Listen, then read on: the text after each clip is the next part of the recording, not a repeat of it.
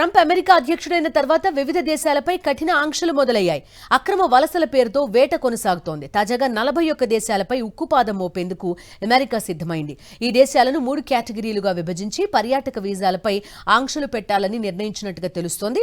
విద్య, పర్యాటక వీసాల విషయంలో భారత్పై అగ్రరాజ్యం కాస్త సానుకూల దృక్పథంతో ఉండడం కలిసొచ్చే అంశంగా కనిపిస్తోంది.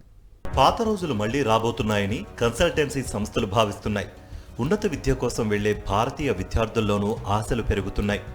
మరికొన్ని రోజుల్లో తాత్కాలిక ఉద్యోగాలపై కూడా భారతీయులకు ఊరట లభిస్తుందని ప్రవాస భారతీయులు అంచనా వేస్తున్నారు. 41 దేశాల నుంచి వచ్చే పర్యాటక, విద్యాపరమైన వీసాలపై ఆంక్షలు విధించాలని అమెరికా నిర్ణయించింది. ఈ దేశాలను రెడ్, ఆరెంజ్, ఎల్లో కేటగిరీలుగా విభజించారు. రెడ్ కేటగిరీలో అమెరికాకు అత్యంత ప్రమాదకరంగా భావిస్తున్న 11 దేశాలను చేర్చారు. వాణిజ్య మైత్రి కొనసాగుతున్న ఉగ్రవాద ప్రేరేపిత ఆర్థిక ఆంక్షలున్న దేశాలను ఆరెంజ్ కేటగిరీలో పెట్టారు. ఈ కేటగిరీలో పాకిస్తాన్, రష్యా సహా 10 దేశాలున్నాయి. వీటిపై కొంత సమయం తీసుకుని ఆంక్షలు విధించనున్నారు. వైరుపక్ష దేశాలతో సంబంధాలు ఉన్నప్పటికీ హెచ్చరికలు, చర్చల ద్వారా దారికొచ్చే 22 దేశాలను ఎల్లో కేటగిరీలో చేర్చారు. వీటిపై దశలవారీగా ఆంక్షలు విధించాలని చూస్తోంది అగ్రరాజ్యం. అమెరికాలో అంతర్జాతీయ విద్యార్థుల సంఖ్య 11.26 లక్షలు. వారిలో 29% భారతీయులే. సాఫ్ట్వేర్ రంగంలో కీలకమైన ఉద్యోగాల్లో భారతీయుల పాత్ర కీలకం. గతంలో అమెరికాలో చైనా విద్యార్థులు ఎక్కువగా ఉండేవాళ్లు. ఈ స్థానాన్ని భారత్ అధిగమించింది. ఈ కారణంగానే ఈ 2 దేశాల విద్యార్థుల వీసాలపై ఆంక్షలు విధించే సాహసం చేయడం లేదనేది కన్సల్టెన్సీలు అభిప్రాయపడుతున్నాయి.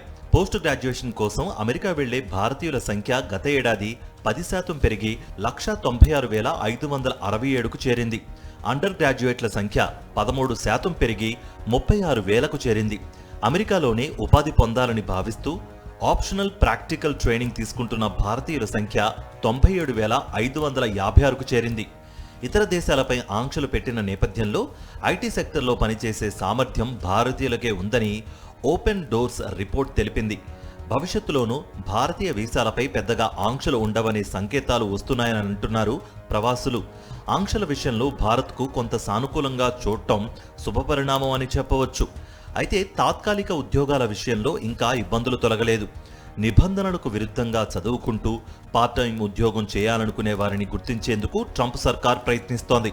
అయితే వాణిజ్యపరంగా చూస్తే ఆంక్షల వల్ల మానవ వనరుల కొరత ఉంది. కాబట్టి ఎక్కువ కాలం ఆంక్షలు ఉండకపోవచ్చు. కొన్ని దేశాల నుంచి వచ్చిన అక్రమ వలసదారులను ఏరివేసిన తరువాత భారతీయులకు కొంత స్వేచ్ఛ ఉండే వీలుంది.